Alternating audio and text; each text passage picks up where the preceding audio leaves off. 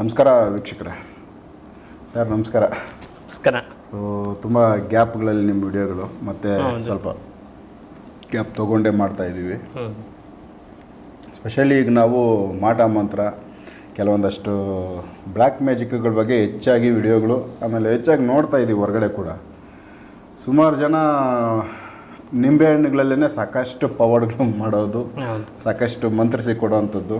ಮತ್ತು ನಿಂಬೆಹಣ್ಣುಗಳು ನಮಗೆ ಗೊತ್ತಿಲ್ದಿರ ಎಷ್ಟೋ ನಮಗೆ ನಮ್ಮ ಸುತ್ತಮುತ್ತ ಇಲ್ಲ ರಸ್ತೆಗಳಲ್ಲೋ ಸಾಕಷ್ಟು ಕಡೆ ನಿಂಬೆಹಣ್ಣುಗಳನ್ನ ತುಳಿದಿರ್ತಾರೆ, ಇಲ್ಲ ನಿಂಬೆಹಣ್ಣನ್ನು ಇಳಿ ತೆಗೆದು ಹೊರಗಡೆ ಹಾಕಿರ್ತಾರೆ, ಇಲ್ಲ ನಿಂಬೆಹಣ್ಣಲ್ಲಿ ಏನೋ ಮಂತ್ರಿಸಿ ಹಾಕಿರ್ತಾರೆ ಅಂತ ಇಟ್ಕೊಳ್ಳೋಣ. ಏನೋ ಒಂದು ನಿಂಬೆಹಣ್ಣಲ್ಲಿ ಸಾಕಷ್ಟು ನೆಗೆಟಿವ್ಗಳನ್ನ ರಿಮೂವ್ ಮಾಡಿ ಹೊರಗಡೆ ಹಾಕಿರ್ತಾರೆ. ಗೊತ್ತಿಲ್ದಿರ ಕೆಲವೊಂದು ಸರಿ ಯಾರೋ ನಿವಾಳಿಸಿ ಹಾಕಿರೋ ನಿಂಬೆಹಣ್ಣನ್ನು ನಾವು ಒದ್ದಿರ್ತೀವೋ ತುಳಿದಿರ್ತೀವೋ, ಇಲ್ಲ ವೆಹಿಕಲ್ ಅದ್ರ ಮೇಲೆ ಹತ್ತು ಹೋಗಿರುತ್ತೋ. ಸೊ ಈ ಥರ ಏನೋ ಒಂದು ನಿಂಬೆಹಣ್ಣುಗಳು ಮಂತ್ರಿಸಿ ಹಾಕಿರೋ ನಿಂಬೆಹಣ್ಣುಗಳು ಹೊರಗಡೆ ಬೈಲಲ್ಲಿ ದಾರಿಯಲ್ಲಿದ್ದಾಗ ಗೊತ್ತಿಲ್ಲದೆ ಅಚಾನಕ್ಕಾಗಿ ನಾವೇನೋ ಅದನ್ನು ಟಚ್ ಮಾಡಿ ಮುಟ್ಟಿ ಏನೋ ಹೋಗಿದ್ರೆ ಸೊ ಆ ಎಫೆಕ್ಟ್ಗಳು ಬಂದು ಯಾರಿಗೆ ಆ ತೊಂದರೆಯಿಂದ ಆಚೆ ಹಾಕಿರ್ತಾರೆ ನಿವಾಳಿಸಿ, ಆ ತೊಂದರೆ ಇವ್ರಿಗೆ ಸೊ ಫಾಲೋ ಆಗುತ್ತೆ, ಇಲ್ಲ ಆಗುತ್ತೆ, ಅವ್ರಿಗೇನೋ ಬರುತ್ತೆ ಅನ್ನೋ ಥರ ಒಂದು ಮಾತು ಹೊರಗಡೆ. ಸೊ ಈ ಒಂದು ವಿಚಾರಕ್ಕೆ ಸಂಬಂಧಪಟ್ಟಂಗೆ ಬೈಲಲ್ಲಿ ಹೊರಗಡೆ ನಿಂಬೆಹಣ್ಣನ್ನು ನಿವಾಳಿಸಿ ತುಳಿದಾಕಿರೋ ನಿಂಬೆಹಣ್ಣುಗಳನ್ನೇನಾದರೂ ಟಚ್ ಮಾಡಿದಾಗ ಏನೆಲ್ಲ ಒಂದು ಎಫೆಕ್ಟ್ಗಳಾಗುತ್ತೆ, ಯಾವ ಸಮಸ್ಯೆಗಳನ್ನ ನಾವು ಎದುರಿಸ್ಬೇಕಾಗಿ ಬರ್ಬೋದು. ಸೊ ಇದ್ರ ಬಗ್ಗೆ ಒಂದು ಜಾಗೃತಿ. ಶ್ರೀ ಗುರುಭ್ಯೋ ನಮಃ. ಹರಿ ಓಂ. ಗುರು ಬ್ರಹ್ಮ ಗುರು ವಿಷ್ಣು ಗುರುದೇವೋ ಮಹೇಶ್ವರ ಗುರು ಸಾಕ್ಷಾತ್ ಪರಬ್ರಹ್ಮ ತಸ್ಮೈ ಶ್ರೀ ಗುರುವೇ ನಮಃ. ಅರವಿಂದ್ ಸರ್, ಇವಾಗ ಸಾಮಾನ್ಯವಾಗಿ ನಮ್ಮಲ್ಲಿ ಬರುವಂಥವರಿಗೆ ಹಲವಾರು ರೀತಿ ಸಮಸ್ಯೆಗಳಿರುತ್ತೆ. ಅದರಲ್ಲಿ ನಾವು ನೋಡ್ದಂಗೆ ಒಂದಷ್ಟು ಸಮಸ್ಯೆಗಳು ಏನಾಗಿದೆ ಅಂತ ಹೇಳಿದ್ರೆ, ಲಿಂಬೆಹಣ್ಣು ಅಥವಾ ಯಾವುದಾದ್ರೂ ಒಂದು ಮಾಂತ್ರಿಕ ವಸ್ತುಗಳನ್ನ ತುಳಿದಿರೋದು ಅಥವಾ ಇವರೇ ಮುಟ್ಟಿರೋದು, ಈ ಥರದ್ರಿಂದೆಲ್ಲ ಬಂದಿದೆ. ಮೊನ್ನೆ ಒಂದು ಕೇಸಲ್ಲಿ ರಮ್ಯಾ ಅಂತ ಹೇಳಿಬಿಟ್ಟು ಒಂದು ಹುಡುಗಿ, ಅವಳಿಗೆ ಒಂದು 32 ವರ್ಷ. ಆ ಹುಡುಗಿಗೆ ಏನಾಗ್ತಾ ಇದೆ ಅಂತ ಹೇಳಿದ್ರೆ, ಅವಳು ಅವ್ರ ಸಂಬಂಧಿಕರೊಬ್ಬರನ್ನ ಡ್ರಾಪ್ ಮಾಡೋಕ್ಕೆ ಅಂತ ಹೋಗಿದ್ದಿದ್ದು. ಹೋದಾಗ ಏನಾಗಿದೆ, ಅಲ್ಲಿ ಒಂದು ರೋಡಲ್ಲಿ ಬಿದ್ದಿರ್ತಕ್ಕಂಥ ಒಂದು ಲಿಂಬೆಹಣ್ಣು, ಅದಕ್ಕೆ ಸ್ವಲ್ಪ ಏನೋ ಈ ಕೆಂಪುದು ಈ ಕುಂಕುಮ ಹಚ್ಚಿರೋಂಥದ್ದು ಮತ್ತು ಒಂದು ತಾಮ್ರದ ಮೊಳೆಗಳು ಹೊಡೆದಿರೋಂಥ ಲಿಂಬೆಹಣ್ಣದು. ಅದನ್ನು ಅವ್ರ ಸಂಬಂಧಿಕರು ಯಾರೋ ರಿಲೇಷನ್ ಹೇಳಿದ್ದಾರೆ, ನೋಡಮ್ಮ ತುಳಿಬೇಡ, ಅಲ್ಲಿ ಏನೋ ಮಾಡ್ಸಾಕಿದ್ದಾರೆ, ಸ್ವಲ್ಪ ಸೈಡಿಗೆ ಬಾ ಅಂತ.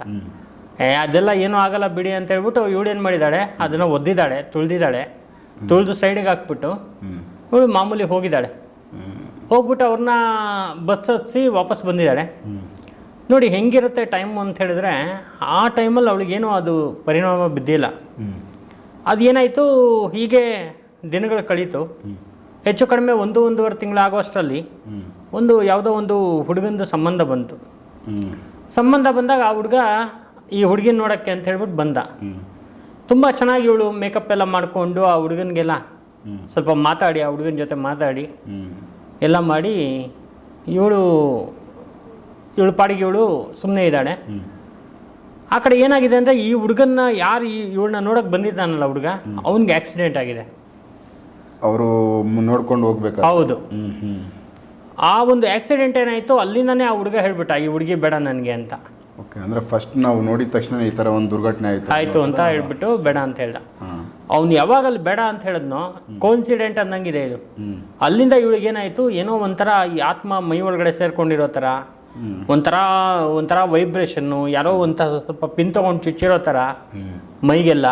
ರಾತ್ರಿ ಮಲ್ಗೋಕ್ಕಾಗಲ್ಲ, ಯಾರೋ ಜೊತೆಗೆ ಬಂದು ಮಲಗಿರೋ ಥರ ಆಯಿತಾ. ಆಮೇಲೆ ರೂಮಲ್ಲೆಲ್ಲ ಏನೋ ಒಂಥರ ದುರ್ವಾಸನೆ, ಆಮೇಲೆ ಏನೋ ಒಂಥರ ದುರಾಲೋಚನೆ, ನಾನು ಸಾಯ್ಬೇಕು. ಎಲ್ಲರೂ ಒಳ್ಳೆ ಜಾಗಕ್ಕೆ ಹೋಗ್ದಾಗ್ಲೂ, ದೇವಸ್ಥಾನಕ್ಕೆ ಹೋದಾಗ್ಲೂ ನಾನು ಹೋಗ್ಬಿಟ್ಟಲ್ಲ, ಹಾರ್ಬಿಡೋಣ, ಇಲ್ಲ ಹಾರ್ಬಿಡೋಣ, ಸತ್ತೋಗ್ಬಿಡೋಣ, ಸೂಸೈಡ್ಗೆ ಅಟೆಂಪ್ಟ್ ಮಾಡೋಕ್ಕೆ ಹುಡುಗಿ ಪ್ರಯತ್ನ ಮಾಡ್ತಾ ಇರೋದು, ಮೈಯೆಲ್ಲ ಉರಿ ಈ ಥರದ್ದೆಲ್ಲ ಇವಳಿಗೆ ಸ್ಟಾರ್ಟ್ ಆಗೋಯ್ತು. ಎಲ್ಲಿ ತನಕ ಇವಳು ಅನುಭವಿಸಿದಾಳೆ ಅಂದರೆ, 2-2.5 ವರ್ಷ ಈ ಬಾಧೆಗಳನ್ನ ಅನುಭವಿಸಿದಾಳೆ. ಬರ್ತಾ ಇವಳಿಗೆ ತಡ್ಕೊಳಕ್ಕೆ ಆಗಿಲ್ಲ. ಆವಾಗ ನಮ್ಮ ಈ ಒಂದು ಸ್ವದೇಶ್ ಮೀಡಿಯಾ ನೋಡಿ, ಗುರುಗಳೇ ಕರೆಕ್ಟ್ ಇದಕ್ಕೆ ಅಂತ ಹೇಳ್ಬಿಟ್ಟು ಬಂದ್ಲು. ಬಂದಾಗ ಅವಳಿಗೆ ಆ ಒಂದು ಪ್ರಶ್ನೆ ಹಾಕಿದ ತಕ್ಷಣ ದೀಪದಲ್ಲಿ ದೇವಿ ಬಂದು ಹೇಳಿದ್ದೇನು ಅಂದರೆ, ಇವಳಿಗೆ ಯಾವುದೋ ಒಂದು ಮಾಂತ್ರಿಕ ಬಾಧೆ ಆಗಿದೆ, ಇವಳು ಇಂಥದ್ದನ್ನು ತುಳಿದಿದ್ದಾಳೆ ಅಂತ ಕರೆಕ್ಟಾಗಿ ಆ ದೀಪದಲ್ಲಿ ತೋರಿಸ್ಬಿಟ್ಲು. ಅವಳು ದೀಪ ಯಕ್ಷಿಣಿ ತೋರಿಸ್ಬಿಟ್ಲು. ತೋರಿಸಿದ ತಕ್ಷಣ ನಾನು ಹೇಳಿದೆ, ನೋಡಿ ಈ ಥರ ತೊಂದರೆಗಳಾಗಿದೆ ಹುಡುಗಿಗೆ, ಯಾಕಮ್ಮ ಈ ಥರ ನೀನು ಇದೆಲ್ಲ ಮಾಡಿಕೊಂಡೆ, ತುಂಬ ತೊಂದರೆ ಇದೆ ಇದು ಅಂತ. ಸೊ ಹಾಗಾಗಿ ಇದೇನಾಯಿತು, ಇದಕ್ಕೆ ನಾನು ಒಂದು ಪರಿಹಾರ ಕೊಟ್ಟೆ ಅವಳಿಗೆ. ಪರಿಹಾರ ಆಯಿತು. ಪರಿಹಾರ ಆದಮೇಲೆ ಕೆಲವು ದೇವಸ್ಥಾನಗಳಿಗೆ ಹೇಳಿದ್ದೆ, ದೇವಸ್ಥಾನಕ್ಕೆ ಹೋಗಿ ಬಂದು ಚೆನ್ನಾಗಾಯಿತು. ಆದರೆ ಇಂಥ ಕೇಸ್ಗಳು ಬೇಕಾದಷ್ಟು ಬರುತ್ತೆ. ಅಂಥ ಕೇಸ್ಗಳಲ್ಲಿ ಏನಾಗುತ್ತೆ ಅಂದರೆ ತುಂಬ ವರ್ಷಗಟ್ಟಲೆ ಅನುಭವಿಸೋವಂಥದ್ದು, ತುಂಬ ತೊಂದರೆ ಆಗುವಂಥದ್ದು. ನೋಡಿ, ಕೆಲವ್ರು ಏನು ಮಾಡಿಬಿಡ್ತಾರೆ ಅಂತ ಹೇಳಿದ್ರೆ, ಕೆಲವು ಈ ಬ್ಲ್ಯಾಕ್ ಮ್ಯಾಜಿಕ್ ಮಾಡಿಸ್ಬಿಟ್ಟು ಈ ಗಿಂತ್ರ ಕುಡಿಕೆ, ಲಿಂಬೆಹಣ್ಣು, ಈ ಕಪ್ಪುದು ಇದ್ಲು, ಮೂಳೆಗಳು ಎಲ್ಲ ತಂದು ಮನೆ ಹತ್ರ ಹಾಕ್ಬಿಟ್ಟು ಹೋಗ್ಬಿಡ್ತಾರೆ. ಇವ್ರೇನು ಮಾಡ್ತಾರೆ, ಎಲ್ಲ ಅಕ್ಕಪಕ್ಕದ ಮನೆಯವ್ರನ್ನೆಲ್ಲ ಕರೆಯೋದು, ನೋಡಿ ಯಾರೋ ಏನೋ ಒಂದು ಹಾಕಿದ್ದಾರೆ ಅನ್ನೋದು, ಇವ್ರ ಕೈಯಿಂದ ಗುಡಿಸೋದು, ಹಾಕೋದು, ಪಕ್ಕಕ್ಕೆ ಹಾಕ್ಬಿಡೋದು. ಅಂದರೆ ಇವ್ರಿಗೆ ಕ್ಲಿಯರ್ ಆಗೋಯ್ತು ಅಂತ ಇವ್ರ ತಲೆಗೆ ಬಂದಿರುತ್ತೆ. ಸೊ ಅಲ್ಲಿಂದ ಕ್ಲೀನ್ ಮಾಡಿದ್ದೀವಿ, ಆಚೆ ಹೌದು ಆಗಿರುತ್ತೆ ಅಂತ. ಆದರೆ ಅದು ಏನಾಗುತ್ತೆ ಅಂತ ಹೇಳಿದ್ರೆ, ಅಲ್ಲಿಂದ ಅವರಿಗೆ ಸಮಸ್ಯೆಗಳು ಜಾಸ್ತಿ ಆಗುತ್ತೆ. ಕ್ಲಿಯರ್ ಆಗಲ್ಲ ಅದು. ಅದ್ರದ್ದು ಎನರ್ಜಿ ಏನಿದೆ, ಅದು ಹಾಕಿದರೆ ಏನೇ ಹಾಕಿದ್ದಾರೆ, ಅದು ಫುಲ್ ಎನರ್ಜಿ ಬಂದು ಇವರಿಗೆ ಆ ನೆಗೆಟಿವ್ ಎನರ್ಜಿ ಅಂತಕ್ಕಂಥದ್ದು ಮನೆಗೆ ಸೇರ್ಕೊಂಡ್ಬಿಡುತ್ತೆ. ಮನೆಗೆ ಸೇರ್ಕೊಂಡು ವಿಚಿತ್ರವಾಗಿರುವಂಥ ಸಮಸ್ಯೆಗಳಾಗತ್ತೆ. ಒಬ್ರಿಗಲ್ಲ ಒಬ್ರಿಗೆ ಹುಷಾರು ತಪ್ಪೋದು, ತೊಂದರೆಗಳಾಗೋದು, ಈ ಥರ ಎಲ್ಲ ಆಗುತ್ತೆ. ಕೆಲವೊಂದು ಸರಿ ಅದನ್ನು ಸುಟ್ಟು ಹಾಕಿದಾಗ ಅದರದ್ದು ಶಕ್ತಿ ಕಳ್ಕೊಂಡು ಹೋಗುತ್ತಾ, ಇಲ್ಲ ಸುಟ್ಟು ಹಾಕಿದ್ರು ಅದು ಶಕ್ತಿ ಅಲ್ಲಿ ಇರುತ್ತಾ? ಸರ್, ಏನಾಗುತ್ತೆ ಅಂತ ಹೇಳಿದ್ರೆ ನೋಡಿ, ಇದು ತಾಂತ್ರಿಕ ಅಂತಕ್ಕಂಥದ್ದು ವಿಚಾರ ಇದೆಯಲ್ಲ, ಇದನ್ನು ಕರೆಕ್ಟಾಗಿ ಜನ ಅರ್ಥ ಮಾಡ್ಕೋಬೇಕು. ಅಥರ್ವಣ ವೇದದಲ್ಲಿ ತಾಂತ್ರಿಕ ವಿದ್ಯೆ ಅಂತಕ್ಕಂಥದ್ದು ಬಹಳ ಪವರ್ಫುಲ್ ವಿದ್ಯೆ. ಯಾವ ಮಾಂತ್ರಿಕ ಏನನ್ನ ಮಾಡಿಸಿ ಕೊಡ್ತಾನೆ, ಅದನ್ನು ಹಾಕಿ ಅಂತ ಹೇಳ್ತಾನೆ, ಹಾಕ್ತಾ ಇದ್ದಂಗೆ ವಿತಿನ್ ಸೆಕೆಂಡಲ್ಲೇ ಅದರದ್ದು ಎನರ್ಜಿ ಬಂದು ಸೇರ್ಕೊಂಡ್ಬಿಡುತ್ತೆ. ಸೊ ಅದು ಆಮೇಲೆ ಅದು ಬಿದ್ದಿರೋದು ಬರೀ ಕಣ್ಣು ಕಾಣಿಸುತ್ತೆ ಅಷ್ಟೇ, ನೋಡಿ ಹಿಂಗೆ ಬಿದ್ದಿದೆ ಅನ್ನೋದು. ಆಮೇಲೆ ಸುಟ್ಟಾಕಿದ್ರೆ ಏನು, ಬಿಸಾಕಿದ್ರೆ ಏನು. ಸೊ ಆಲ್ರೆಡಿ ಅದು ಡಮ್ಮಿ ಆಗ್ಬಿಡುತ್ತೆ. ಅದು ಹಾಕಿದ ತಕ್ಷಣ ಅದ್ರ ಎನರ್ಜಿ ಬಂದ್ಬಿಡುತ್ತೆ, ಕೆಲಸ ಶುರು ಆಗೋಗಿರುತ್ತೆ. ಹೌದೌದು. ಆಮೇಲೆ ಅದಕ್ಕೆ ಇವ್ರು ಏನು ಮಾಡಬೇಕು ಅಂತ ಹೇಳಿದ್ರೆ, ತತ್ಕ್ಷಣದಲ್ಲಿ ಅದು ಬಿದ್ದಿದೆ, ಈ ಥರ ಆಗಿದೆ ಅಂದ ತಕ್ಷಣನೇ ಆಯಿತು, ಏನೋ ಒಂದು ಸುಟ್ಟಾಕಿದ್ರು ಮಾಡಿದ್ರು ಆಯಿತು. ಆದರೆ ಇವರು ಸುಮ್ಮನೆ ಇರಬಾರ್ದು. ಯಾರಾದ್ರೂ ಒಳ್ಳೆ ಭೂತ ವೈದ್ಯರನ್ನು ಕಂಡು ಅದಕ್ಕೆ ಪ್ರೊಟೆಕ್ಷನ್ ಏನು ಬೇಕು, ಅದನ್ನು ಹೊರಗಡೆ ಹಾಕೋದಕ್ಕೆ ಏನು ಒಂದು ವ್ಯವಸ್ಥೆ ಮಾಡಬೇಕು, ಅದೆಲ್ಲ ಮಾಡುವಂಥದ್ದು ಇರುತ್ತೆ. ಇದನ್ನ ಕೆಲವು ದೇವಸ್ಥಾನಗಳಲ್ಲಿ ಮಾಡಿಸಾಕ್ಬಿಡ್ತಾರೆ. ಈ ಒಳ್ಳೊಳ್ಳೆ ದೇವಸ್ಥಾನಗಳಲ್ಲಿ ಈ ಥರ ಮಾಂತ್ರಿಕನ ಜನ ಚೆನ್ನಾಗಿ ಬರ್ತಾ ಇರ್ತಾರಲ್ಲ, ನೋಡ್ತಾರೆ, ಮಾಂತ್ರಿಕ ಮಾಡಿಸಾಕ್ಬಿಡೋದು. ಪವಿತ್ರವಾಗಿರುವಂಥ ಸ್ಥಳದಲ್ಲಿ. ಅಂದರೆ ಜನ ಅಲ್ಲಿ ಹೋಗ್ಬಾರ್ದು ದೇವಸ್ಥಾನಕ್ಕೆ. ಹೌದು. ಆಮೇಲೆ ದೊಡ್ಡ ದೊಡ್ಡ ಮಿನಿಸ್ಟರ್ ಮನೆಗಳು, ಫಿಲಮ್ ಆಕ್ಟರ್ ಮನೆಗಳು ಎಲ್ಲ ಚೆನ್ನಾಗಿ ಸುಂದರವಾಗಿರೋ ಮನೆಗಳಿದ್ರೆ, ಅವರು ಈಗ ಕೆಲವೆಲ್ಲ ಸ್ಟಾರ್ಗಳು ಅದೇ ಥರ, ಅಂದರೆ ಮುಂದೆ ಇದರಲ್ಲಿ ಹೇಳ್ಕೊಳ್ತಾ ಇಲ್ಲ, ನಮ್ಮಲ್ಲಿ ಬಂದಾಗ ಎಲ್ಲ ಓಪನ್ ಆಗಿ ಹೇಳ್ತಾರೆ, ಈ ಥರ ಆಗಿದೆ, ಈ ಥರ ಆಗಿದೆ ಅಂತ ಹೇಳ್ಬಿಟ್ಟು. ಸೊ ಹಾಗಾಗಿ ಇದು ನಾವು ತುಂಬ ಅಬ್ಸರ್ವ್ ಮಾಡಬೇಕಾಗಿರ್ತಕ್ಕಂಥ ವಿಚಾರ. ಈ ಲಿಂಬೆಹಣ್ಣು ಇದೆಯಲ್ಲ, ಇದು ಇರೋದ್ರಲ್ಲೇ ಮಾಂತ್ರಿಕದಲ್ಲೇ ಬಹಳ ಪವರ್ಫುಲ್ ಆಗಿರ್ತಕ್ಕಂಥ ಒಂದು ವಸ್ತು ಲಿಂಬೆಹಣ್ಣು. ಲಿಂಬೆಹಣ್ಣಿನ ಒಂದು ದೊಡ್ಡ ಇತಿಹಾಸನೇ ಇದೆ.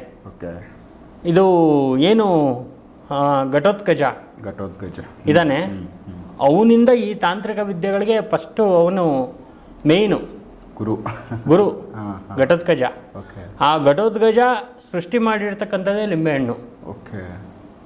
ಆಯ್ತಾ? ಅದರಲ್ಲಿ ಗಜ ಲಿಂಬೆ ಅಂತಿದೆ, ಒಂದು ಕಣ್ಣಿನ ಲಿಂಬೆಹಣ್ಣಿದೆ, ಮಾಮೂಲಿ ಲಿಂಬೆಹಣ್ಣುಗಳಿದೆ. ಅದಕ್ಕೆ ಲಿಂಬೆಹಣ್ಣ ಕೊಳ್ತಿದ್ದ ಲಿಂಬೆಹಣ್ಣು ಉಪಯೋಗ ಮಾಡಲ್ಲ, ಚುಕ್ಕೆ ಆಗಿರೋದನ್ನ ಉಪಯೋಗ ಮಾಡಲ್ಲ. ಇಂಥದ್ದೆಲ್ಲ ಬಹಳಷ್ಟು ಇದೆ. ಮತ್ತು ಲಿಂಬೆಹಣ್ಣಿಗೆ ಇರ್ತಕ್ಕಂಥ ಶಕ್ತಿನೇ ಬೇರೆ.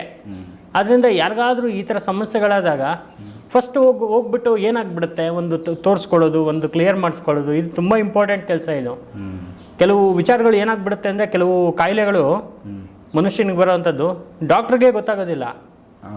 ಸೈನ್ಸಲ್ಲಿ ಏನು ಸೈನ್ಸಲ್ಲಿ ಇಲ್ಲ, ಕಷ್ಟ ಆಗುತ್ತೆ. ಹೌದು, ಅಂತಂಥ ಒಂದು ಕಾಯಿಲೆಗಳಿದೆ, ಅದನ್ನು ಇನ್ನೂ ಕಂಡುಹಿಡಿತಾ ಇದ್ದಾರೆ. ಅಂಥ ಒಂದು ಕಾಯಿಲೆಗಳಿದೆ. ಸೊ ಅಂಥದ್ರಲ್ಲಿ ಈ ಲಿಂಬೆಹಣ್ಣು ಅಂತಕ್ಕಂಥದ್ದು ನೋಡಿ ಎಲ್ಲ ಪ್ರಯೋಗಗಳಿಗೂ ಯೂಸ್ ಮಾಡ್ತಾರೆ. ನಿಮ್ದೊಂದು ಕಾಶ್ಮೀರ ಪ್ರಯೋಗ ತಗೊಳ್ಳಿ, ಒಂದು ಚೌಡಿ ಪ್ರಯೋಗ ತಗೊಳ್ಳಿ, ಇಲ್ಲ ಯಾವುದೇ ದೊಡ್ಡ ಪ್ರಯೋಗಗಳು ತಗೊಳ್ಳಿ, ಅದರಲ್ಲಿ ಲಿಂಬೆಹಣ್ಣು ಅಂತಕ್ಕಂಥದ್ದು ಯೂಸ್ ಮಾಡಲೇಬೇಕು ಅವರು, ಪ್ರಧಾನವಾಗಿ ಇರುತ್ತೆ. ಹೌದು. ಅದರಲ್ಲಿ ಒಂದು ಈ ಸೈಂಟಿಫಿಕ್ ಆಗಿ ಕೂಡ ಲಿಂಬೆಹಣ್ಣ ಜೀವರಸ ಅಂತ ಹೇಳಿದ್ದಾರೆ. ಅಂದರೆ ಅಷ್ಟು ಪವರ್ಫುಲ್, ಒಂದು ಮನುಷ್ಯನ ಒಂದು ಉಳಿಸೋವಂಥ ಬದುಕಿಸೋವಂಥ ಶಕ್ತಿ ಇದೆ ಅದರಲ್ಲಿ ಅಂತ. ಆ ಥರದ್ದು ಒಂದು ಏನೋ ಒಂದು ಸೀಕ್ರೆಟ್ ಒಂದು ಸೈನ್ಸ್ ಅದರಲ್ಲಿ ಅಡಗಿದೆ. ಆದ್ದರಿಂದ ಈ ಲಿಂಬೆಹಣ್ಣನ್ನ ಯಾರು ನೋಡಿದ್ರೆ ಅದನ್ನು ಸೈಡಲ್ಲಿ ಹೋಗಿ ನೀವು ತುಳಿಬೇಡಿ, ಮಾಡಬೇಡಿ. ಅದು ಎಲ್ಲ ಏನಂದರೆ ತಾಂತ್ರಿಕದ ವಿಚಾರ ಸುಲಭ ಇಲ್ಲ. ಯಾರಾದರೂ ತಂದಾಕಿದ್ರೆ ಫಸ್ಟು ನೋಡಿ, ಈ ವಿಚಾರಗಳನ್ನೆಲ್ಲ ಸ್ವಲ್ಪ ನೋಡ್ಕೊಂಡು ಅಬ್ಸರ್ವ್ ಮಾಡಿ ಅದನ್ನು ಕ್ಲಿಯರ್ ಮಾಡ್ಕೊಂಡ್ಬಿಟ್ರೆ ತುಂಬ ಚೆನ್ನಾಗಿರುತ್ತೆ. ಸೊ ಕೆಲವೊಂದು ಸರಿ ರಕ್ಷಣೆಗೂ ಕೂಡ ನಿಂಬೆಹಣ್ಣನ್ನು, ಈಗ ಒಂದು ಗಾಡಿ ವೆಹಿಕಲ್ಗೆ ನಿಂಬೆಹಣ್ಣು ಕಟ್ಟಿರ್ತಾರೆ ಒಂದು ಪ್ರೊಟೆಕ್ಷನ್ಗೆ, ಅದೇ ನಿಂಬೆಹಣ್ಣನ್ನು ಇಲ್ಲಿ ನೆಗೆಟಿವ್ ಆಗಿ ಯಾರ್ದೋ ಮೇಲೆ ತೊಂದರೆ ಮಾಡಬೇಕು ಅಂತ ಅಂದರೆ ಯಾವ ಥರ ಅದಕ್ಕೆ ಲೋಡ್ ಶಕ್ತಿ ತುಂಬ್ತಾರೋ ಆ ಥರ ಅದು ಕೆಲಸ ಮಾಡೋದು. ಈಗ ನೋಡಿ, ನಾನು ಎಕ್ಸಾಂಪಲ್ ಹೇಳ್ತೇನೆ ನಿಮಗೆ. ಯಾವುದೋ ಒಂದು ಮನೆ, ಆ ಮನೆಗೆ ಯಾರಾದ್ರು ಒಬ್ಬರು ಒಳ್ಳೆ ದೇವಸ್ಥಾನದವರು ಒಂದು ಲಿಂಬೆಹಣ್ಣನ್ನು ಕೊಟ್ಟಿರ್ತಾರೆ, ನಿಮ್ಮ ಮನೆಗೆ ಕಟ್ಟಿ ಇದು ನಿಮ್ಮ ದೃಷ್ಟಿ ಎಲ್ಲ ಹೋಗುತ್ತೆ ಅಂತ. ಕರೆಕ್ಟಾ? ಹೌದು. ದೃಷ್ಟಿ ಎಲ್ಲ ಆ ಲಿಂಬೆಹಣ್ಣು ಹೇಳ್ಕೊಳುತ್ತೆ. ಹೇಳ್ಕೊಂಡ್ಮೇಲೆ ಅದರಲ್ಲಿ ತುಂಬಿರುತ್ತೆ ದೃಷ್ಟಿ, ಯಾವುದ್ರಲ್ಲಿ? ಲಿಂಬೆಹಣ್ಣಲ್ಲಿ. ಆ ಲಿಂಬೆಹಣ್ಣನ್ನ ಯಾವಾಗ ರೋಡಿಗೆ ಎಸಿತಾರೆ ಅಲ್ಲಿ ಏನಾಗುತ್ತೆ ಅಂದರೆ ಈ ಅರ್ಧ ಆಯುಸಲ್ಲಿ ಸತ್ತಿರೋಂಥ ಆತ್ಮಗಳಿರ್ಬೋದು, ಅಥವಾ ಯಾರು ವಾಮಾಚಾರಿಗಳು ಮಾಡಿರೋಂಥ ಮಂತ್ರತಂತ್ರಗಳಿರ್ಬೋದು, ಅದೆಲ್ಲ ಹೋಗಿ ಸೇರ್ಕೊಳ್ಳುತ್ತೆ ಅದರಲ್ಲಿ, ಆ ಲಿಂಬೆಹಣ್ಣಲ್ಲಿ ಆಕರ್ಷಣೆ ಮಾಡ್ಕೊಳ್ಳುತ್ತೆ. ಎನರ್ಜಿ ಜಾಸ್ತಿ ಆಗಿಬಿಡುತ್ತೆ. ಈ ಅಮಾವಾಸ್ಯೆ ಹುಣ್ಮೆಗಳಲ್ಲಿ ಅದು ಹಾಕಿರೋದು ದೃಷ್ಟಿ ಲಿಂಬೆಹಣ್ಣೆ, ಆದರೆ ಅದರಲ್ಲಿ ಬಂದು ಸೇರ್ಕೊಂಡಿರೋಂಥ ಶಕ್ತಿಗಳಿದೆಯಲ್ಲ, ಅದನ್ನು ಯಾರು ಅದನ್ನು ಗಾಡಿ ಅದ್ರ ಮೇಲೆ ಹೋಗುತ್ತೋ ಅಥವಾ ಯಾರನ್ನು ತುಳ್ಕೊಂಡು ಹೋಗ್ತಾರೋ ಅದು ತುಂಬ ಡೇಂಜರ್. ಅದು ಡೇಂಜರ್ ಅಂದರೆ ಅಲ್ಲಿ ಅದಕ್ಕೆ ಅದರಲ್ಲಿ ಆಕರ್ಷಣೆ ಆಗಿರೋಂಥ ನೆಗೆಟಿವ್ಗಳು ಬಂದು ಹೌದು ಯಾರಾದರೂ ಅದನ್ನು ಡಿಸ್ಟರ್ಬ್ ಮಾಡಿದಾಗ ಅದರಿಂದ ಫಾಲೋ ಆಗಿರ್ತವೆ. ಖಂಡಿತ ತುಂಬ ತೊಂದರೆಗಳಾಗಿದೆ. ಮತ್ತು ನನ್ನಲ್ಲಿ ಬರೋವಂಥವ್ರಿಗೆ ಕೆಲವರಿಗೆಲ್ಲ ಇದಕ್ಕೆ ತುಂಬ ಕರೆಕ್ಟಾಗಿರ್ತಕ್ಕಂಥ ನಾನು ಪರಿಹಾರವನ್ನು ಕೊಟ್ಟಿದ್ದೀನಿ. ಯಾಕಂದರೆ ಕೆಲವರಿಗೆ ಬರೀ ಈ ಬ್ಲ್ಯಾಕ್ ಮ್ಯಾಜಿಕ್ಕಿಂದಾನೇ ತೊಂದರೆ ಆಗಿರೋವಂಥದ್ದಲ್ಲ, ಕೆಲವು ಪ್ರೇತಗಳಿಂದ ತೊಂದರೆ ಆಗುತ್ತೆ. ಈ ಪ್ರೇತಗಳು ಎಲ್ಲಿ ಕೊಳ್ತಿದ ವಸ್ತುಗಳಿದೆ, ಎಲ್ಲಿ ಈ ಥರ ರೋಡಲ್ಲಿ ಬಿದ್ದಿರೋ ಲಿಂಬೆಹಣ್ಣುಗಳಿದೆ ಅದರಲ್ಲಿ ಸೇರ್ಕೊಂಡಿರುತ್ತೆ.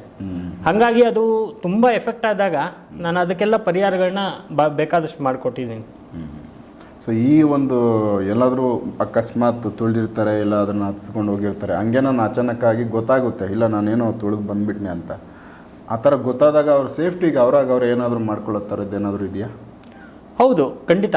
ಮನೆ ಹೊರಗಡೆ ಅವರು ಕರೆಕ್ಟಾಗಿ ಕೈಕಾಲು ಮುಖಗಳನ್ನ ತೊಳ್ಕೊಂಡು ಆಯಿತಾ, ಫಸ್ಟು ಅವರು ಒಂದು ಲಿಂಬೆಹಣ್ಣನ್ನ ತೊಗೊಂಡು ಅವ್ರಿಗೆ ಒಂದು ದೃಷ್ಟಿ ತೆಗೆದುಬಿಟ್ಟು ಅದನ್ನು ಒಡೆದು ಎಸ್ದುಬಿಟ್ಟು ಆಮೇಲೆ ಮನೆಯನ್ನು ಪ್ರವೇಶ ಮಾಡಬೇಕು. ಆವಾಗ ಇವರು ಸೇಫು, ಮನೇನು ಸೇಫ್. ಒಂದು ಮನೆಗೆ ಏನಾದ್ರು ಮಾಡಿದರೆ ಮನೆಗೆಲ್ಲ ಸ್ವಲ್ಪ ಗೋಮೂತ್ರ ಮತ್ತು ಒಂದಷ್ಟು ಪಾಸಿಟಿವ್ ಎನರ್ಜಿ ಇರ್ತಕ್ಕಂಥದ್ದು ಕೆಲವು ಮಾಡೋದು, ಇಲ್ಲ ಕ್ಷೇತ್ರಗಳಲ್ಲಿ ತಂದಿರ್ತಕ್ಕಂಥ ಲಿಂಬೆಹಣ್ಣು ಅಥವಾ ತೆಂಗಿನಕಾಯಿ ಇಂಥದ್ದು ಕಟ್ಟೋದು, ಅಥವಾ ಯಾರಾದರೂ ಒಳ್ಳೆಯ ಮಾಂತ್ರಿಕರು ಕೊಟ್ಟಿರ್ತಕ್ಕಂಥ ಕೆಲವು ದಿಗ್ಬಂಧನಗಳು, ಇದಕ್ಕೆಲ್ಲ ಪೂಜೆ ಮಾಡೋದು, ಕುದುರೆ ಲಾಳಕ್ಕೆ ಪೂಜೆ ಮಾಡೋದು, ಮನೆ ದೇವ್ರಿಗೆ ಚೆನ್ನಾಗಿ ಯಾವಾಗಲೂ ದೀಪ ಹಚ್ಚಿಡೋದು, ಪೂಜೆ ಮಾಡೋದು, ಇದೆಲ್ಲ ತುಂಬ ಇಂಪಾರ್ಟೆಂಟು.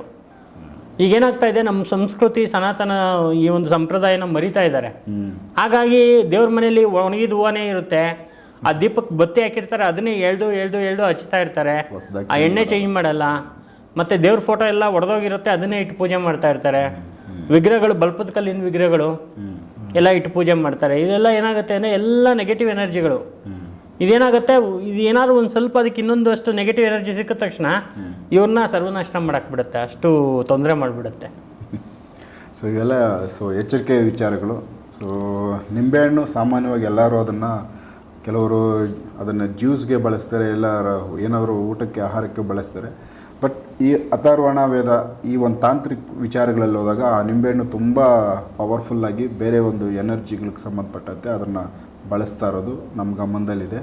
ಹಾಗಾಗಿ ಸಾಕಷ್ಟು ಕಡೆ ರಸ್ತೆಗಳಲ್ಲಿ ಮೂರು ದಾರಿ ಸೇರೋ ಕಡೆ ಈ ನಿಂಬೆಹಣ್ಣುಗಳನ್ನ ಹೆಚ್ಚಾಗಿ ತುಳಿದಿರ್ತಾರೆ. ಅವರಲ್ಲಿ ಯಾವುದೋ ಒಂದು ದೋಷಗಳನ್ನ ಬಂದು ಅಲ್ಲಿ ಇಳಿಸಿ ಹೋಗಿರ್ತಾರೆ. ಸೊ ಗೊತ್ತಿಲ್ಲದೆ ಅಚಾನಕ್ಕಾಗಿ ಯಾರಾದರೂ ತುಳಿದಾಗ ಸೊ ಈ ಒಂದು ವಿಚಾರಗಳನ್ನ ಸಂತೋಷ್ ಭಟ್ರು ಏನು ತಿಳಿಸಿದ್ರು, ಆ ವಿಚಾರಗಳನ್ನ ಅಬ್ಸರ್ವ್ ಮಾಡಿಕೊಂಡು ಸೊ ಸೇಫ್ಟಿ ಮಾಡ್ಕೊಳ್ಳೋದು ತುಂಬ ಉತ್ತಮ. ಯಾಕಂದರೆ ಇಲ್ಲಿ ಎಫೆಕ್ಟ್ಗಳು ಮಾಡ್ಕೊಳ್ಳೋದು ಈಸಿ, ಅದನ್ನು ಸರಿ ಮಾಡ್ಕೋಬೇಕಾದ್ರೆ ತುಂಬ ಕಷ್ಟ ಆಗುತ್ತೆ. ಎಚ್ಚರಿಕೆ ಆ ತಕ್ಷಣಕ್ಕೆ ಇದ್ದಾಗ ತುಂಬ ಒಳ್ಳೆಯದು.